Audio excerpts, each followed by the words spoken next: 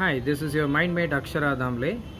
In my last video, I had spoken about being blunt is necessary, and I'm very happy that a lot of people have responded to that video by sharing their experiences of the past or experience of their friends, which have given more inputs to me about what else also need to be said while saying it is necessary for us to be blunt.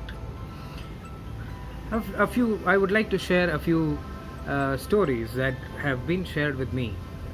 One of my listeners said that when she was in her childhood, she was very blunt in expressing her opinions. But what she said is it started leading to increasing number of enemies, or people started unfriending her, which also led to some kind of isolation. And later on she said, I stopped being blunt, rather I would prefer to be silent. Another friend of mine shared the story of his friend who questioned wheeling on a main road in Bangalore, in the heart of Bangalore, and he was thrashed and he's still in the hospital taking treatment. Then one more listener of mine shared her experience in an organization where she used to be blunt, and that led to a lot of complexities and complications in the organizations, where she has been sidelined and cornered many times, which is also a kind of paying the price for being blunt.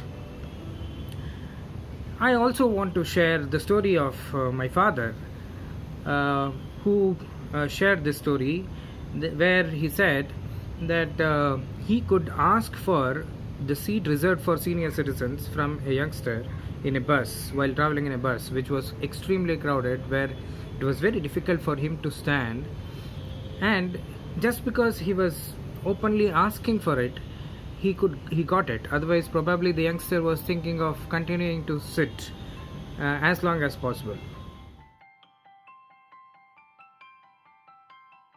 It's very important that to note that being blunt is not just like it will be useful all the time. Sometimes we also need to be careful while being blunt.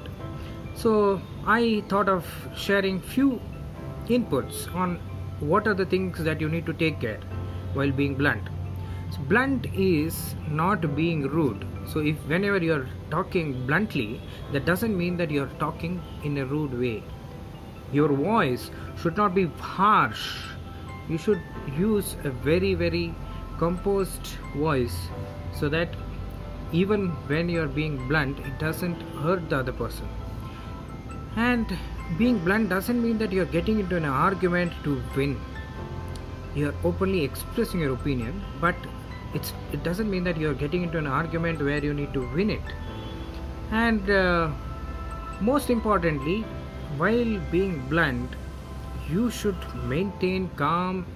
You should be calm and composed, and you should have a very stable state of mind. That is very important. Otherwise what will happen is, the consequence of being blunt is you will get some rude words. You may get some rude words from the opposite person, which may lead to other negative consequences in your own mind. So it is very important that you are in a very stable state of mind, and make sure that whenever you are being blunt, make sure that you are not reacting, rather responding. So if you are responding, you will have enough thought process which will enhance your statements, or which will substantiate your statements, so that you being blunt doesn't affect you in a negative way. And one more thing that we can take care or take a note is, initially, so if you are saying it for the first time to a colleague or to a family member, then let it be suggestive rather than showing their mistakes. So being blunt doesn't mean that you're trying to showcase their mistakes. Rather, be suggestive that, see, here you can improvise, So here I feel that should not be the way. So when you say it is in a suggestive manner, that will be very very effective and will be positively taken by the other person. I'm expecting few more reviews, few more stories, few more feedback on this episode, and I'll come up with one more interesting topic next time. Thank you.